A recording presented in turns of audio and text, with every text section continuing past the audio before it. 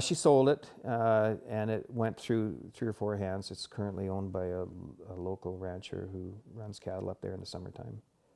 And so it's, I mean, there was much of the land around here is still Crown, owned by the provincial government, because really the only way that land passed from the hands of the government to the hands of individuals was by homesteading, and not a lot of this land around here was ever homesteaded.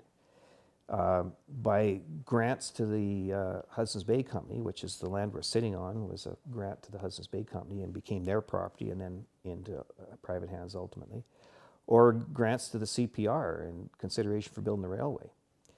So people will say that I'm on Hudson's Bay land, or I'm on CPR land, or I'm on a homestead. Other than that, it's still in the hands of the government. So much of the land you see around here is still government land. My wife and I were married in 1975, and I worked for my dad till 1979, at which time he was ready to slow down a bit, and he sold me some land and leased me some land and leased me some cows, and so we sort of took over in 1979. And my daughters were born in 1978 and 1980.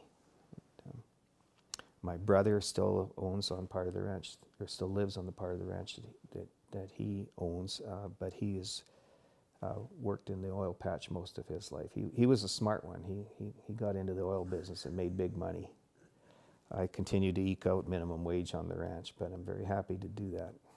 The MD used to be an ID, used to be an improvement district until about 30 years ago when it was incorporated as a municipality. So in those days, it was a creature, the ID was a creature of the province.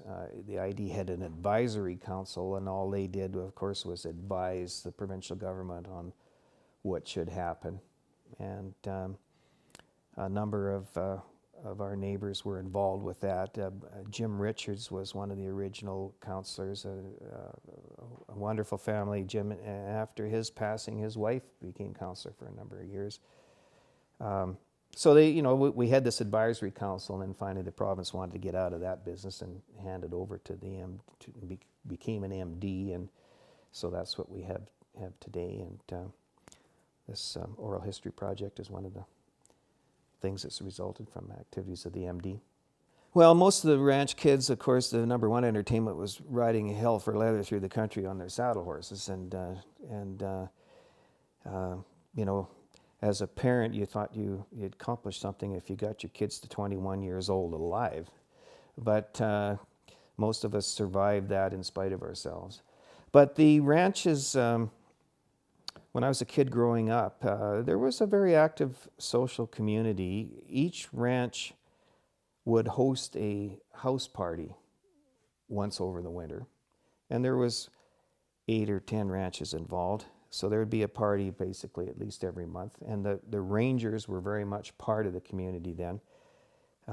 They had horses, they had milk cows, they looked after the forest, they were in charge of hunting in those days. And so every month there would be a party at somebody's house, and the local folks who were musical, including my uncle Bill Wasson and neighbor Don Corville, and others would play, and Jim Richards would call square dances, and these things would very often go on bloody near till daylight. And